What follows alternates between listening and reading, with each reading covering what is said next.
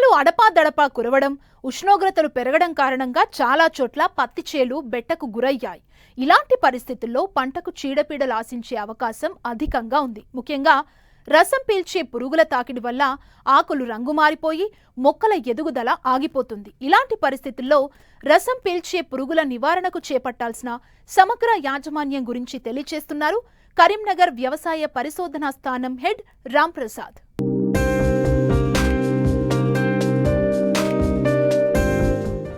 ఈ ఏడాది సకాలంలో రుతుపవనాలు పలకరించాయి. కానీ సరిపడా వర్షాలు కురవలేదు. ముందుగా వేసిన పత్తి గింజలు కొన్ని చోట్ల ఎండిపోగా మళ్లీ వేస్తున్నారు. మరికొన్ని చోట్ల పంట బెట్టకు గురైనా ఎదుగుదల లేదు. అడపాదడపా పడుతున్న వర్షాలకు ఇప్పుడిప్పుడే పత్తి చేలు కోలుకుంటున్నాయి. అయితే పత్తి పంటకు తొలిదశ రసం పీల్చే పురుగుల బెడద అధికంగా ఉంటుంది. వీటి వలన పంటకు అధిక నష్టం జరుగుతుంది. ఇవి మొక్కల నుంచి రసం పీల్చటం వల్ల పెరుగుదల తగ్గిపోయి దిగుబడులపై తీవ్ర ప్రభావం ఉంటుంది. వీటి నివారణకు పాటించాల్సిన సమగ్ర సస్య రక్షణ చర్యల గురించి రైతులకు తెలియజేస్తున్నారు కరీంనగర్ వ్యవసాయ పరిశోధనా స్థానం హెడ్ రాంప్రసాద్. ప్రస్తుతము పత్తి పంట ముఖ్యంగా ఇప్పుడిప్పుడే విత్తుకొని చాలా చోట్ల విత్తనం కూడా మొలకెత్తి మనకి 2 ఆకుల దశ 3 ఆకుల దశలో ఉంది. అయితే అలాగే ముందుగా విత్తుకున్న పత్తిలో చూసుకున్నట్టయితే దాదాపుగా ఒక 20 నుండి 30 రోజుల దశలో కూడా ఉన్నట్టు మనం గమనించవచ్చు. మరి ప్రస్తుతము అడపాదడపా అప్పుడప్పుడు కురుస్తున్న వర్షాలు మధ్య ఉష్ణోగ్రతలు కూడా ఉండడం వల్ల మనకు పత్తిలో ఇప్పుడిప్పుడే కొన్నిసార్లు బెట్ట వాతావరణ పరిస్థితులు కూడా ఎదుర్కోవడం వల్ల మనకు రసం పీల్చే పురుగుల ఉధృతి అనేది అక్కడక్కడ కనపడే అవకాశం ఉన్నది, ఆల్రెడీ కనబడుతున్నది అని చెప్పేసి మనం గమనించడం కూడా జరిగింది. ముఖ్యంగా ఇటువంటి పరిస్థితుల్లో ఈ అడపాదడపా వర్షాలు మధ్యలో అధిక ఉష్ణోగ్రతలు ఉన్న చోట మనం చూసుకున్నట్టయితే ముఖ్యంగా ఈ పేనుబంక కానీ అలాగే తామర పురుగు ఉధృతి ఉండే అవకాశం ఉంది.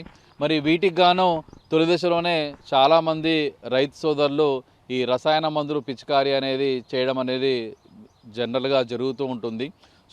ఇది చేయకుండా ముఖ్యంగా తొలి దశలో ఆశించే ఇటువంటి రసం పీల్చే పురుగులను మనం అరికట్టుకునేందుకు ఈ ఎల్లో స్టిక్కీ ట్రాప్స్ అంటే మార్కెట్లో మనకి ఎల్లో కార్డులు, బ్లూ స్టిక్కీ ట్రాప్స్, ఈ స్టిక్కీ ట్రాప్స్ను మనము ఎకరానికి ఒక 10 నుండి 15 చొప్పున మనం పంట హైట్ కంటే కూడా 1 ఫీట్ హైట్లో పెట్టినట్టయితే మనకు చాలా వరకు ఈ గాలి ద్వారా ఒక ఫీల్డ్ నుండి ఇంకో ఫీల్డ్కు వచ్చే ఈ రసం పీల్చే పురుగులు అనేవి మనకి ఈ ఎల్లో అలాగే బ్లూ స్టిక్కీ ట్రాప్స్కి అంటుకొని చనిపోయే అవకాశం ఉంది.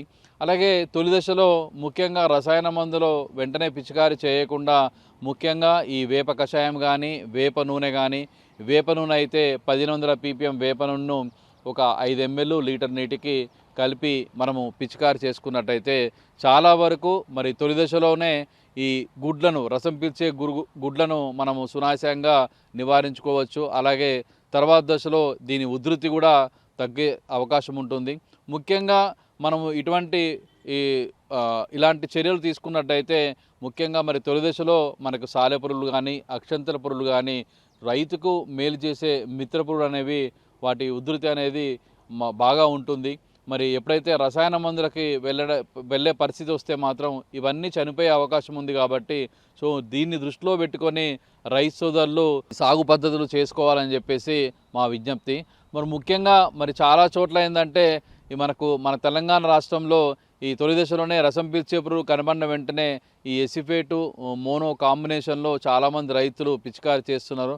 ఇది చాలా డేంజరు. దీనివల్ల ఏంటంటే మనకు రసం పీల్చే పురుగులు బాగా కంట్రోల్ అవుతుంది కానీ మిత్ర పురుగులు పూర్తిగా చనిపోయే అవకాశం ఉంది. పంట యొక్క మెచ్యూరిటీ కూడా డిలే అయ్యే అవకాశం ఉంది. దీనివల్ల తర్వాత దశలో విపరీతమైన ఈ గులాబీ రంగు పురుగు కానీ ఇతర పురుగులు వచ్చే అవకాశం ఉంటుంది. కాబట్టి దీన్ని దృష్టిలో పెట్టుకొని రైతు సోదరులు ఎవ్వరు కూడా ఈ తొలి దశలో ఈ రసం పీల్చే పురుగు నివారణకు గాను ఎసిఫేటు మోనో కాంబినేషన్ మాత్రం పిచికారి చేయొద్దని చెప్పేసి చెప్తున్నాము.